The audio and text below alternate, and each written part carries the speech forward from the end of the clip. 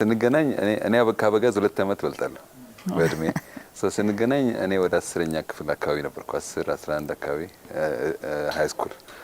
ሴንት ጆሴፍ ነበርኩኝ ቅዱስ ዮሴፍ ትምህርት ቤት አበጋዝ ደግሞ ሊሴ ነበር የሚማረው ስለዚህ ምናልባት ያኔ ወደ 9ኛ ወይ እንደዛ አካባቢ ማለት ኦሬዲ ሃይ ስኩል ውስጥ ነው ያለነው ተገናኝተን አይ ቲንክ በሙዚቃው ጓደኝነታችን ሲቀጥል ብዙ ነገር ላይ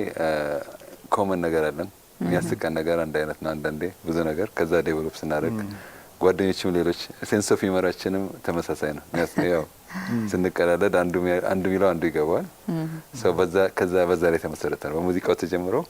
ከዛ ብዙ መገናኘት ጀመርን እኔ ብዙ አልቆየውም ከዛ በኋላ 1980 ላይ ወደ አሜሪካ መሄድ እድል አግኝቼ ሄድኩኝ ከተዋወቃችሁ ከ2 አመት በኋላ ማለት ነው በሁለት አመት ጊዜ ውስጥ አጭር ጊዜ ነው ከዛ ወደዛ ሄድኩኝ ከዛ አበጋዝ ደግሞ እዚህ ባንድ ውስጥ ፕሮፌሽናሊ መጫወት ጀመረ ከዛ ከ4 አመት በኋላ ነው የተገናኘው አሜሪካ ከሄድኩኝ እኔ 80 ላይ እንጂ 84 አካባቢ አበጋዝ ወደ አሜሪካ መጣ ከሙሉቀን ጋር ከዛ ልክ ሆል ያደረግንበት ቦታ ላይ እንደገና ቀጠልን ጓደኝነታችን